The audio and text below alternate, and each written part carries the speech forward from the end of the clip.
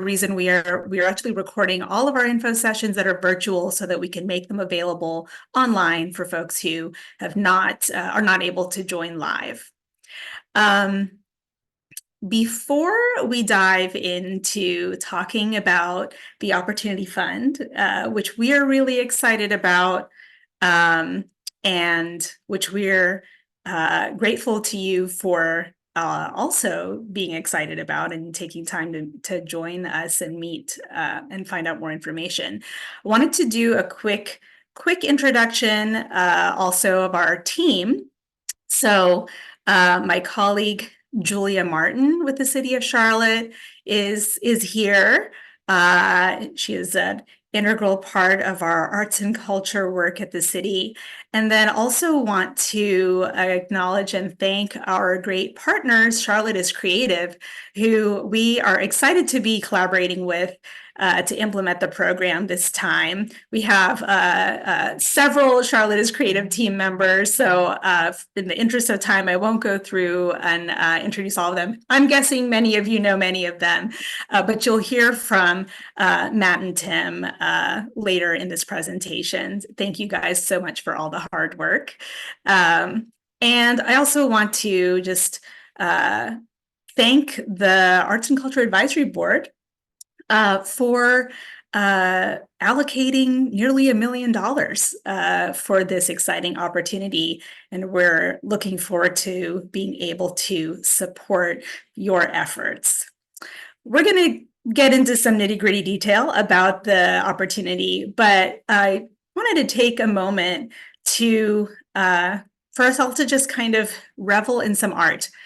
Since that's why we're all here today. Right before this meeting, I came across a poem, which is through Poem a Day by the American Academy of Poets. And this poem is by one of my favorite poets, Ada Limon, who happens to be our current U.S. Poet Laureate. And so I just wanted to share this poem today, also in honor of Women's History Month. So indulge me, if you will, for a moment. This is In Praise of Mystery, a poem for Europa. Arching under the night sky, inky with black expansiveness, we point to the planets we know. We pin quick wishes on stars. From Earth, we read the sky as if it is an unerring book of the universe, expert and evident. Still, there are mysteries below our sky. The whale song, the songbird singing its call in the bough of a wind-shaken tree. We are creatures of constant awe, curious at beauty, at leaf and blossom, at grief and pleasure, sun and shadow. And it is not darkness that unites us, not the cold distance of space, but the offering of water, each drop of rain, each rivulet, each pulse, each vein. O second moon, we too are made of water, of vast and beckoning seas. We too are made of wonders, of great and ordinary loves, of small invisible worlds, of a need to call out through the dark. Thanks for sharing that poem and poetry moment with me. So let's get to what we're doing here. Let me just share my screen. Bear with me, because for some reason I'm always a little slow at this. Okay. Are you seeing a cover screen? Yes? Okay. Yes, and let me Priya. figure out how to make it big. You're probably That good? Full screen? Okay. Thank you. So we are here to talk about the Opportunity Fund and share some basic information with you, and also to try to answer your questions. We won't get to probably all the questions, but just know that we are gathering them. We encourage you to put them into the chat. For today, we ask that you kind of keep your questions to high-level questions, maybe questions in response to what we're presenting. And we'll focus on those for the Q&A that we'll do at the end. But we will also gather all the questions, and the team is developing an FAQ that we anticipate being able to post no later than Friday of this week. So do keep your questions coming. Also, as I go through, I'm also going to invite any of my teammates, Julia or the Charlotte is Creative team. If I forget to say something on a particular slide, please don't hesitate to unmute yourself and jump in. Thanks. Thanks for the thumbs up, Matt. We are thrilled to have this opportunity to do another round of the Opportunity Fund. Many of you may be aware of this initiative through the Infusion Fund, and you may have participated in past rounds. We're excited about this because not only is it another opportunity to support your projects, programs, and initiatives, but now that we have a completed and City Council approved Charlotte Arts and Culture Plan, which is our 10-year vision of how to, as a community, sustain and grow arts and culture in Charlotte and Mecklenburg County, we are able to now align the funding through this cycle with the plan. And so really we have almost $1 million to seed fund implementation of the plan by supporting your projects. So we're thrilled about this. We're also thrilled to add some more support through the application process that we'll talk about in a few minutes. So wanted to take this opportunity. Why isn't this going to the next slide? There we go. To just tell you what we're going to be talking about. I'm going to share a brief overview of the Infusion Fund, just for those of you who may not be very familiar with it. Also, we're going to focus on eligibility today, as well as the LOI process, because that is the first phase of this process, and the phase that's open now. And then we'll also share what the overall award process will look like. And of course, we will have some time for Q&A at the end. So just briefly, the Infusion Fund is a public-private partnership among the City of Charlotte, the Foundation for the Carolinas, and several private donors, which is a 3-year partnership to sustain and stabilize and grow arts and culture. While as a community, we did a comprehensive arts and culture plan. And so those are the two things that we have been working on since 2021, when the Infusion Fund was established. It does end June 30th, 2024. So that's this year. And so we're really in the home stretch of the Infusion Fund. Briefly, some of the things that we have been doing through the Infusion Fund, and this is where the Arts and Culture Advisory Board, which is an 18-member board of public and private appointed folks who are involved in arts and culture, in funding, they have really been the guiding force of the Infusion Fund. And we have been providing operating support, unrestricted dollars, and program, project, and initiative support for the past almost 3 years. And so this is just a snapshot where you can see that overall the funding in Charlotte Mecklenburg had been declining just because of changes in the way that people give and in the way that corporations and businesses give. And that had been declining for a long time. And of course, things were exacerbated by the pandemic, as you all know, and as you, I'm sure, felt close up. And so one of the key goals of the Infusion Fund had been to bump back up the amount of funding that was available to distribute. And so this is just a snapshot that gives you a feel for the decline in funding over the past many years. But the two green lines represent the boost in operating support to annual operating organizations. And that's just one piece of the work that the Infusion Fund has been doing. We don't have 2024 on here, but it's at about the same level as 2023.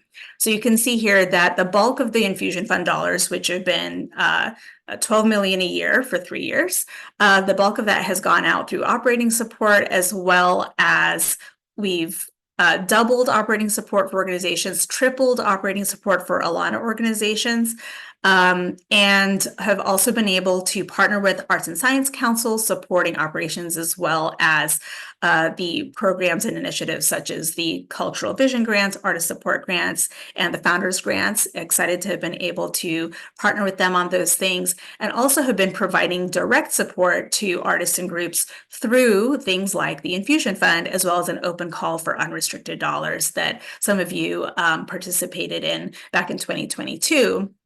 And we were excited that through that, we were able to provide unrestricted support to 51 organizations that had never received that type of unrestricted support before.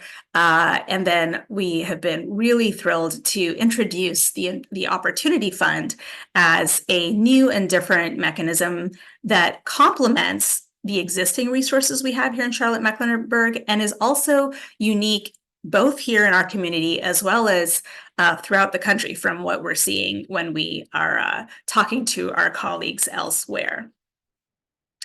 So what is the Opportunity Fund? The Opportunity Fund was introduced in 2022. And the question we were asking is really, you know, if we have more funding available through the Infusion Fund than we have had for the past many years, what are some new and different ways that we can support our community? What are some things that we can do differently, maybe, that are helpful to our community's artists and organizations? And so one of those things was, well, maybe we can provide more timely funding. And the way that we originally conceived it and introduced it, we actually did monthly rounds of funding. The idea being that even though funders often might have a cycle a year, a couple of cycles a year, that artists and organizations and creatives, you all know this firsthand, are always coming up with great ideas and always on the move and doing things.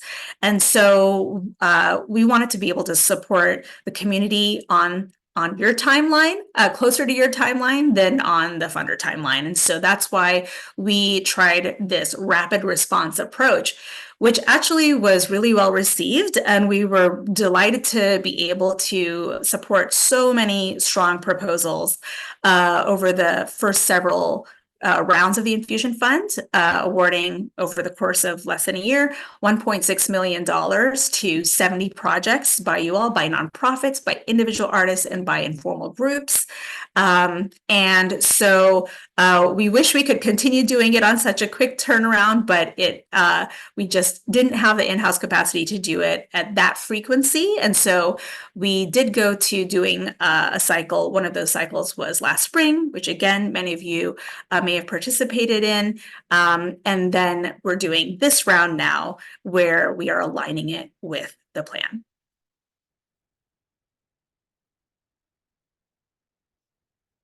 So just an example of some projects, as I mentioned, you know, the folks who have received funding through the Opportunity Fund really have ranged. You do not have to be a nonprofit. It's something that we wanted to make sure is that while many folks are nonprofits, many others aren't. And so about half or a little more than half of funded folks have been nonprofit organizations, but also close to half have been a combination of individual artists and creatives as well as informal groups or collectives. Unfortunately, we are not able to do grants to for-profit businesses. That has to do with what the Foundation for the Carolinas, our partner that administers the grants and cuts the checks, what they're able to do and what the Infusion Fund dollars were raised for. So we do have a restriction on that. But we have been excited to be able to support quite a range of activities, and just wanted to share a handful of those with you so you get a feel for it. So one of the very first projects was the I Am Queen Charlotte project in its first iteration. The grant recipients were Hannah Hassan and Scott Gardner. And that was a really exciting project that hopefully you had a chance to experience, which was in March 2022, 2 years ago. And by the way, there's a new next iteration of it happening in a few days. But we were able to support that project, and those funds went to making sure that Scott and Hannah were paid for the time that they were putting into this project, because otherwise they were paying everyone else first and paying themselves last. And unfortunately, too often that is something that our creative community experiences. And so, the Arts and Cultural Advisory Board has always really prioritized artists and creatives getting paid for their time and work and expertise, and that is what that project was about. Another one that you see on this screen is the Confluence Music Conference, which was done for the first time last October, and that was by Music Everywhere CLT and Charlotte Center City Partners. And this was a conference that I had an opportunity to attend. It was great. We actually turned out to be the seed funding for that, the first grant that the awardee got, and then they raised other dollars to make the conference happen. And so that was the inaugural one of those, which was a great success, and I believe they're planning to do more. So sorry, I'm having some issues with my advancing of slides. So here you see on the left, Charlotte Reciprocity Circles by Charlotte's Creative. Hopefully you've had a chance to participate in these, and if you haven't, I encourage you to go to one. These were also seed funded by, the first one at least was done, I can't remember if it was the first one or more than one, but in any case, by an Opportunity Fund grant through spring of last year. And these have been a great way for creatives and art interested people, I think, to come together and share what they need and what they can give. And I love this idea and am delighted that it is continuing in a big way. And then on the right, you see an image from Local Street. Here, the awardee was Carla Aaron Lopez, who may be known to many of you. Carla is an artist herself, a co-founder of Black Market Charlotte, and also a curator. This was a project done in a partnership with the Mint Museum, and collaborations are a huge emphasis of the Infusion Fund and interest of the Arts and Culture Advisory Board. Hopefully, if you've had a chance to look at the plan, you have seen that there is an entire priority 7, around collaboration. And so we're still very interested in that. Both these projects represent collaboration in different ways. And so you see this was from one of the Local Street exhibitions, which was very well attended and continues to be a really popular arts event with the community. So moving on, this is another local artist, a couple local artists represented here. This is the cover really of our Charlotte Arts and Culture Plan, which is really a community plan, not the city's plan, but a community plan where we all have a role to play. And one of the reasons we're excited about the Opportunity Fund is we hope to fund the roles that you are playing and are going to play. This photo, of course, is another local artist, Irisol Gonzalez, and this photo is by Ernesto Moreno. And we are excited to just share with you a brief overview of the planning process. Many of you participated, and we really, really thank you for lending your voice and your expertise and your time to that process to shape this community vision. Over 3,400 people across 75 zip codes shared of time and expertise and hopes and dreams for the future of arts and culture in Charlotte-Mecklenburg. You probably don't need this QR code just because we have lots and lots of links to the plan, but here's the vision that was shaped by the community, a community where all people value, support, and thrive through arts, culture, and creativity. And so the rest of the plan is really about how we're going to all do that together. And so again, this Opportunity Fund is a way for us to infuse dollars into the community to start putting these strategies into action. Briefly, There are 8 priorities in the plan, and not all of the 8 are ones that are kind of make sense to fund as community projects. And so that's why once you go into the system, you'll see that there are about 5 of them that we're focusing on for the Opportunity Fund. But I just want to mention that the first 2 are about sustainable funding over the long term. And that's not only public funding, but private funding, but also finding sustainable business models for our arts and culture community, artists and organizations. Also, the second one is about governance and how to deliver services and funding over the long term, as well as number 3, which is about equitable support to our parts of the arts and culture community and the community in general that have been under-resourced for many, many years. 2 and 3 really go hand in hand. Then number 4 is about access to affordable space, a really important one for so many of our arts and culture community members. And then eliminating barriers to arts and culture creation participation is number 5. Number 6 is about achieving awareness and visibility through communications.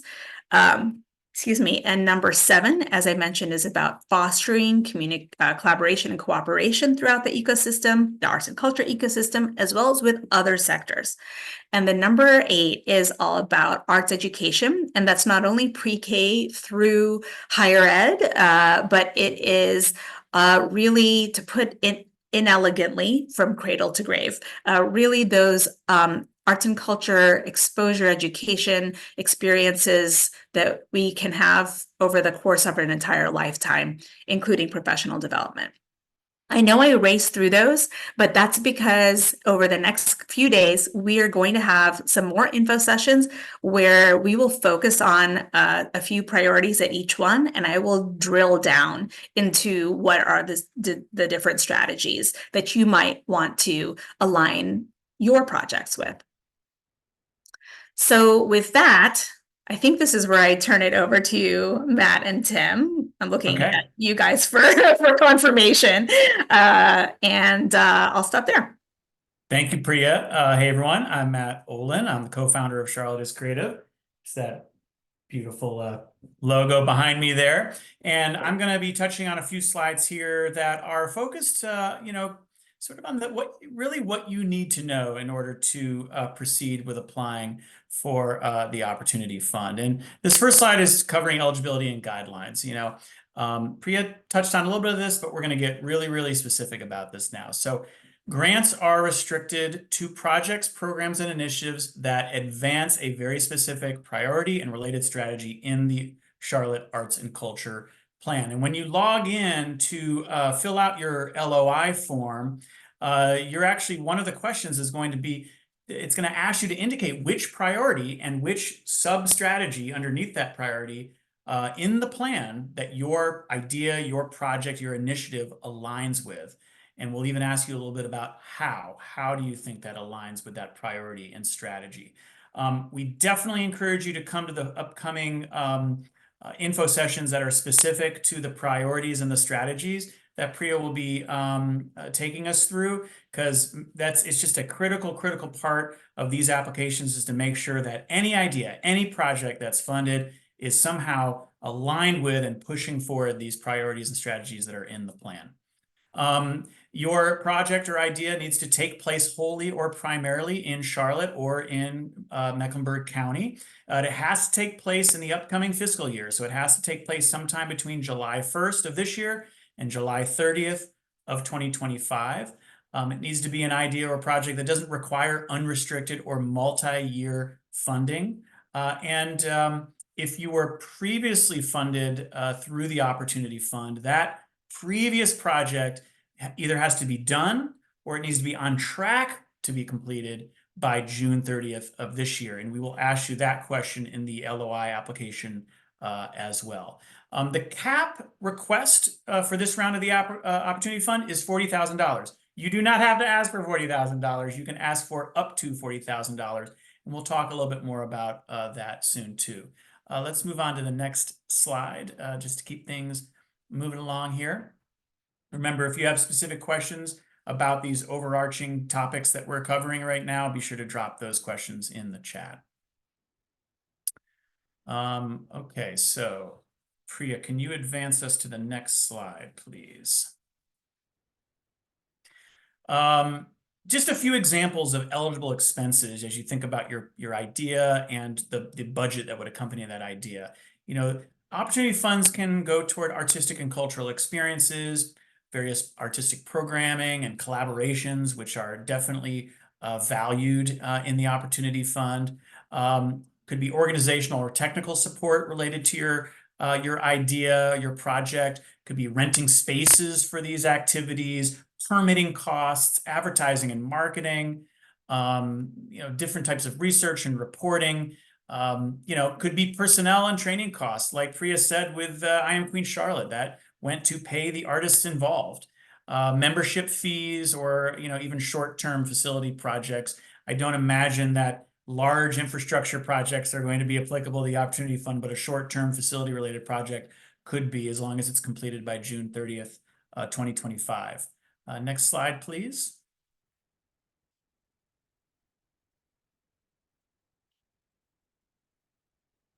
Yes, gotcha. Okay, and this is the process, sort of high level on how this is going to proceed. And Priya, I might have you jump in on this as well. But letters of intent are going to be accepted starting today. They're actually going to open at 1 o'clock today, immediately following this information session, and we will accept LOIs through the March 28th. If you're eligible, and we'll have a staff of folks sort of reviewing all of it for eligibility and for alignment with the priorities and strategies in the arts and culture plan, then you will be invited to move on to the next phase, which is the full proposal phase. And those full proposals will be accepted anytime between the time you're advanced to that stage until April 29th.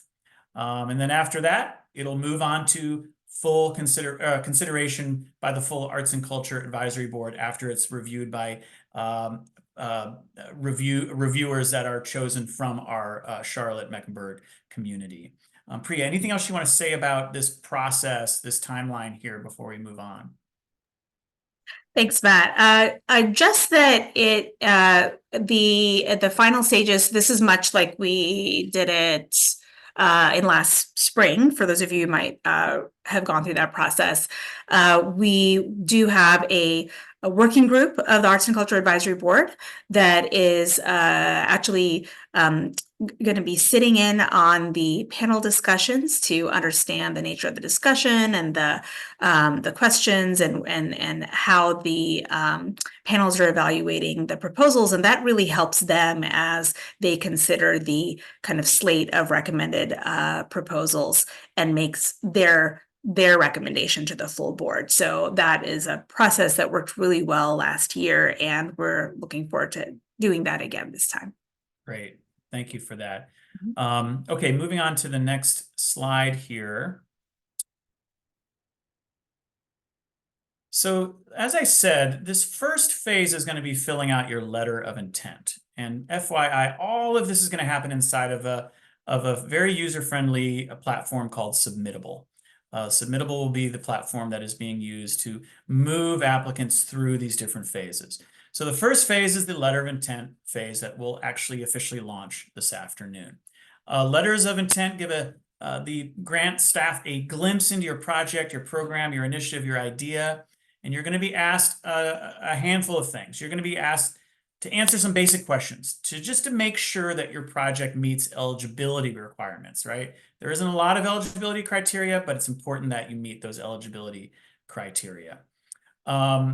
You're going to be asked basically what artistic discipline best describes your project. We want to get a sense of what sort of artistic discipline is involved here.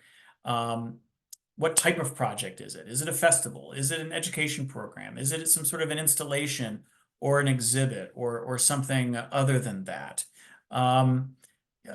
Again, you are going to be asked in this LOI phase to select a priority and a subsequent strategy from the arts and culture plan that aligns with your idea.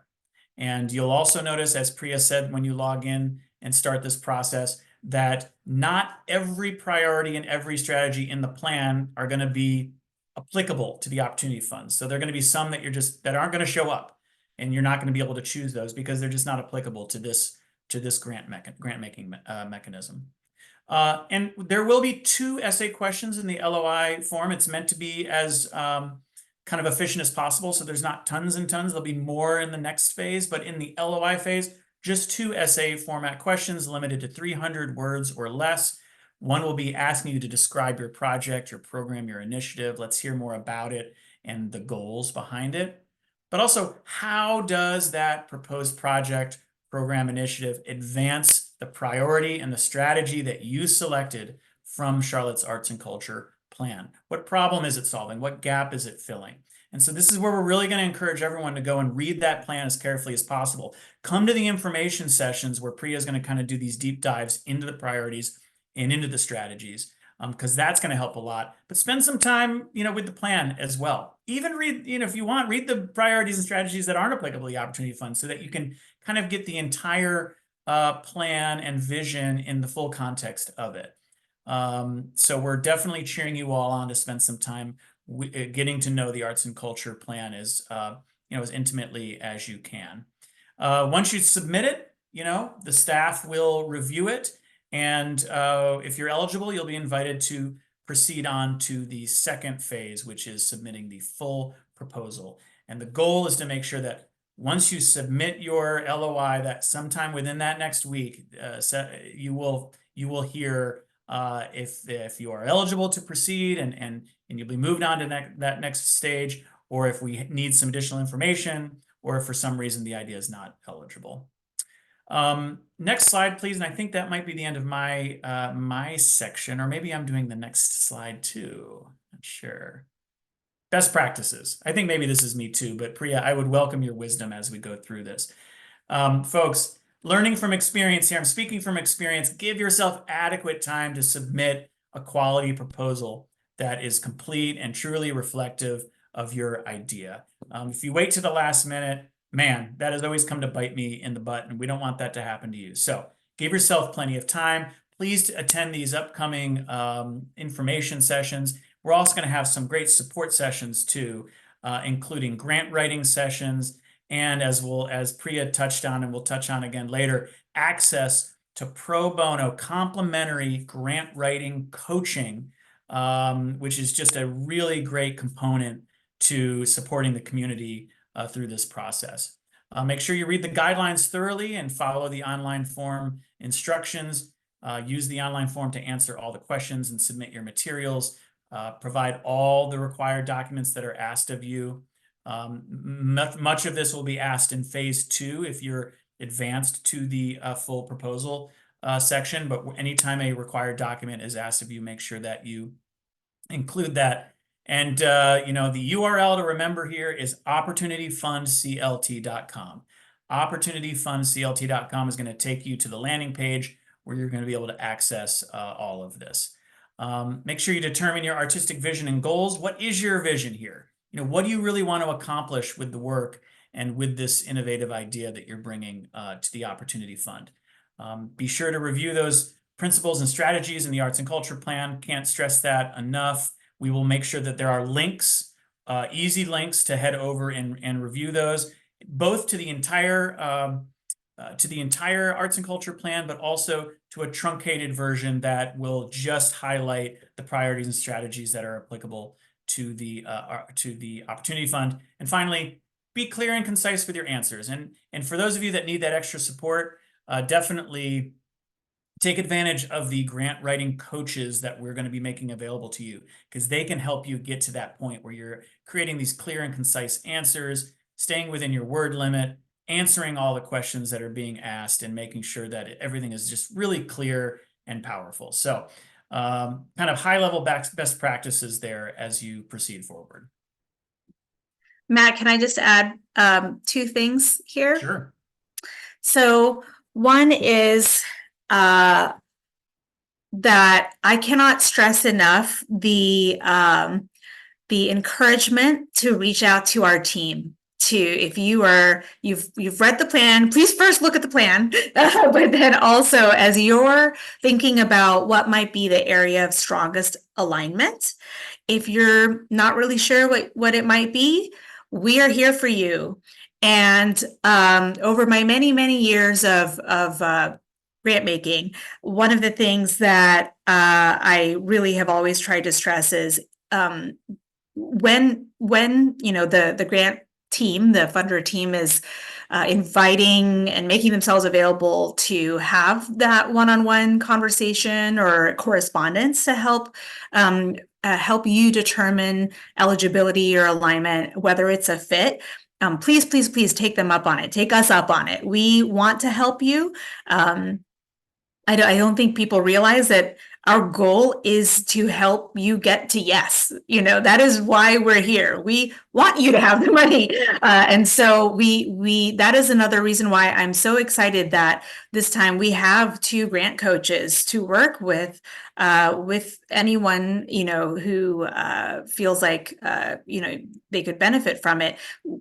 Just to be clear, we are paying them, so they're not volunteering, although that would be great too, but we are paying them for their services so that you can have their services for free.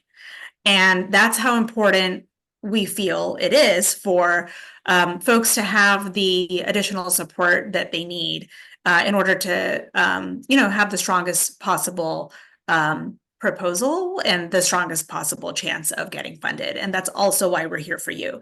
The other thing I just want to clarify is that when it comes to eligibility questions and figuring out whether your project is a fit, or maybe which project, if you're thinking of a couple projects, because it's one application per applicant, then please reach out to us as the team. So, and we'll provide the email address, for you toward the end. That's who you should reach out to for that.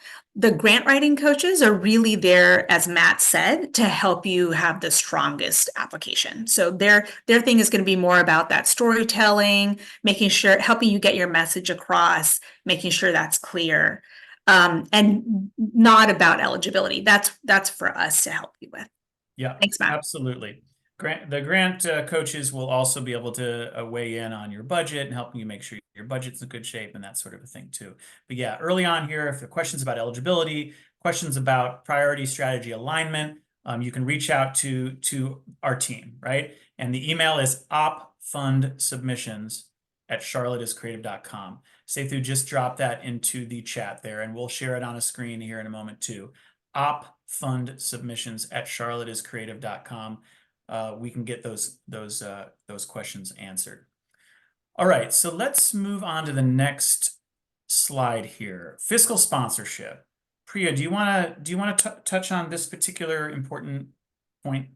Sure. Thanks, Matt. Also, I just want to acknowledge, we know there are a lot of words on a lot of these slides, but that's because we do plan to not only make the recording available online for you to refer back to, but we can also post this presentation, post the PDF, so you can look back at it.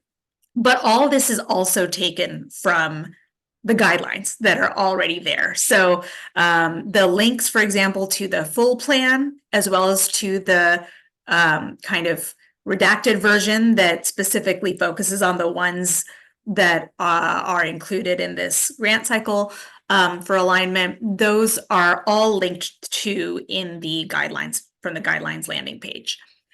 So briefly about fiscal sponsorship and fiscal agency. Essentially, it is that, for literally, kind of IRS, regulations, the grant needs to go to a nonprofit. So that just means that if you're not a nonprofit, but you are an individual artist or an informal, say you're a group of artists that's gotten together and you're doing a project together, you would need to partner with a nonprofit that can be your fiscal sponsor or fiscal agent. What that means is they would receive the money for you, but they would then distribute it to you. So So that is what that entails. They're essentially kind of making sure that, the money comes to a nonprofit, it gets reported back, to the Foundation for the Carolinas, as that's the one that's the entity that your grant agreement would be with if you get funded. And so the thing is, it does have to be a nonprofit that's a fiscal sponsor. It needs to be someone that, you trust to do this, work with you, partner with you in this way. There are organizations that do this or have done this. And if you're not sure who you would want to work with, you can reach out to our team, and we can, just share some folks that we're familiar with who have done this and have worked with past Opportunity Fund grantees. So if you don't know who that would be for the LOI stage, that's okay. We just want you to know that you are going to need that, so that if you move past the LOI stage, then in the full proposal stage, we do need to know who is your fiscal sponsor, fiscal agent, and we will ask you to submit their IRS form that shows that they are a nonprofit, and also brief, very easy letter of memorandum of agreement, or a letter of agreement, and that can literally be an email, or preferably something on their letterhead, but just saying that's from them, saying, yes, we agree to serve as the fiscal sponsor, fiscal agent for this. They do not have to be located in North Carolina. They don't have to be arts related. So hopefully that makes it easier for you to partner. Sometimes you might be partnering with another community organization that's not even an arts and culture organization for your project, and potentially they could be the fiscal sponsor or fiscal agent. Or depending on what the nature of the project is, you may decide they might be the logical applicant actually for this project. If you're not sure about that, that's something our team can help you to kind of determine. Matt, did I forget anything on fiscal sponsorship or fiscal? No, that's great, Priya. The only thing I'll mention is that it's typical for a fiscal sponsor to kind of be they'll do various back office support, right? They will disperse the grant funds to you, sometimes in stages. They're going to help ensure that the work that you're doing is in alignment with your goals and all that good stuff, and be a part of the reporting process as well. And because of this back office support, it is very typical for a fiscal sponsor to retain sort of anywhere between a 5% to 10 or 15% of the grant money to help them pay for their own time supporting you with this back office support. So don't be surprised if you do go the fiscal sponsor route, if a small percentage of your grant is retained by the fiscal sponsor for the role they're playing in serving as a fiscal sponsor. Matt, I'm really glad you brought that up, because the other thing I want to mention is, so two things. I'm just going to say from my experience, I don't think it should be more than 10, and sometimes it's like 8 or Yeah. 6, something like that. It should be Yep. 10 or less, I think. Mhm. And the other thing is, if you get to that point, you're moving to the full proposal stage, put that fee in your budget for the Yeah. grant. We don't expect you to pay for that some other way. We will pay for that because you need to have it to get the grant. Just make sure it is called out. But you can worry about that when we get to the full proposal. But I just wanted you to be aware and not be concerned that you have to find the money somewhere else for that fee. Yep. Good point, Priya. All right, so let's move on to the next. We only got a couple more slides here. I think maybe Tim, are you taking over this? That would be me. All right, let's spotlight you then. Hi, everybody. This is Tim Miner. In interest of time, I'm going to go through these rather quickly, because the focus today really should be on getting a really well-written LOI in. And we've got time to prepare you for your ultimate proposal. And I want to get to some of those questions that are in the chat for Priya. But let's look at the review criteria. This is what the reviewers will be looking for when you submit your final proposal.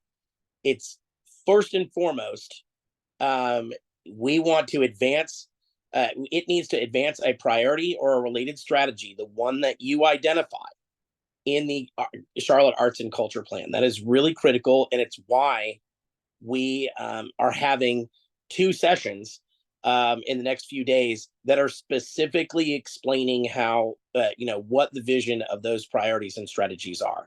So spend, as Matt said, and Priya has underscored, spend time with that plan and really understand what you're applying for, and be able to explain how what you're doing aligns with and makes manifest or makes real that aspect of the plan.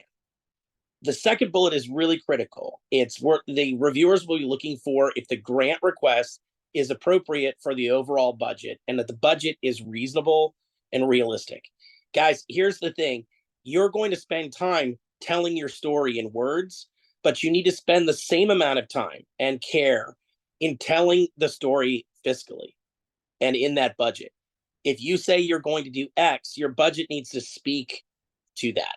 And grateful, we have the coaches that are available, and we want to underscore that big time, that you do not have to go this alone. You will have lots of resources and grant writing coaches that can help you. But my advice is don't, typically or often when people fill out grants, they spend their time, they wait too long. And then when it gets to the essay questions and the budget, they're racing.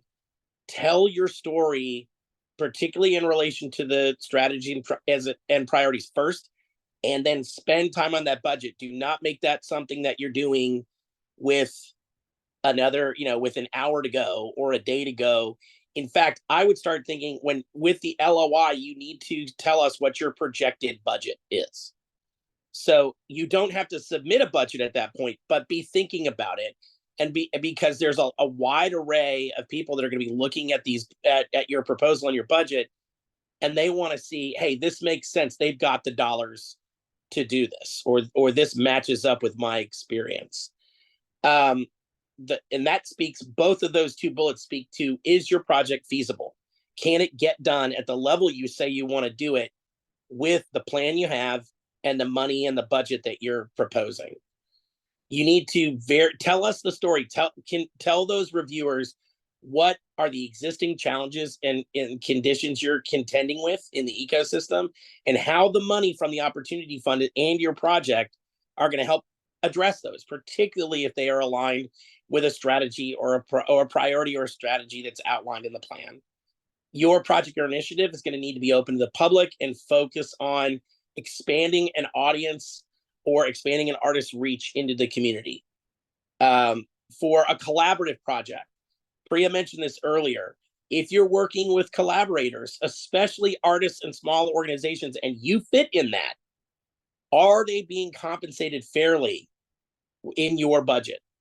Are you asking people to do work at a rate that really is not commensurate with their ability or with what is a fair pay? Because that is something, making sure that artists and creatives can make a living in Charlotte is a key aspect of the arts and culture plan. So make sure that your budget and your plan reflects that. And then tell us, what are the funding constraints that you're under, and particularly how this money will help you contend with those. It's important to note that you are not guaranteed, you may not receive the full amount of money that you're requesting. There is nearly $1 million in this round of the infusion fund, and we expect a large number of applications.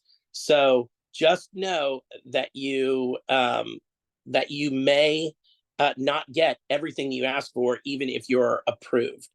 When it comes to administering the funds, the Foundation for the Carolinas, who administers funds for the entire infusion fund, will be who pays out the awarded grants. And know that at the conclusion of your project, at the end of the 1-year grant period, or if you conclude it before, you'll be required to submit a brief report to the city, and that's going to include a completed actual budget. So as you go, remember that you need to collect data. You need to make sure that you track your expenses, because you are going to be sharing those at the end. All right, I'm going to go through the timeline very briefly, because you can see all of this at opportunityfundclt.com. So today, the LOI period opened. On March 8th, there's a virtual session that is going to cover the ins and outs of priorities 1 and 8. So as you look at it, and we would invite you today to read that document and get a sense of which priority do I think I match up with. 1 and 8 is March 8th. On March 11th, there'll be a virtual info session on priorities 4, 5, and 7. I'm going to interject just for 1 second, Tim. Just to be clear, Priya will also be reviewing the strategies that fall underneath those priorities. So those will be covered in those sessions as well. Thank you, Matt. On March 13th, we have a planned info session that's going to be translated into Spanish, and that is going to be an amalgam of what was covered today, and as well as an overview of the priorities. However, I would say at this point, if anybody has questions or needs in Spanish prior to that, reach out to us, reach out through that email address, and we can do what we can to get those needs met faster than that. On March 20th, we have another virtual info session, which is about developing strong grant proposals and budgets. And that is kind of a companion piece to an in-person grant proposal workshop on the 23rd. Now, here's 2 things that I want to underscore. The first thing is, this is a learning experience. So not only do we want you to learn how to craft a great grant for this opportunity, but one of the reasons that Priya and the team felt so strongly to have coaches is we want you to be able to take this and move forward and learn things through this grant process that you can apply.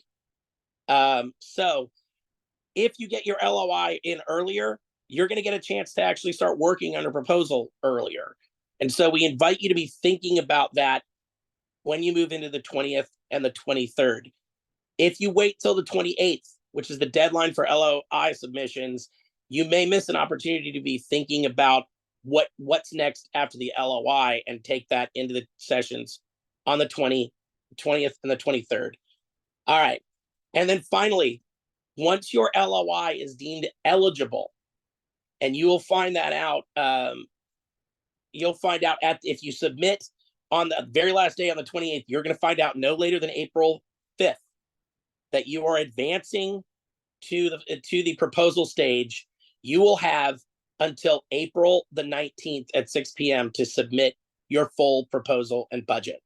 But in between, then we are going to have group and 101 consultation sessions available with writing coaches who can help you with that proposal.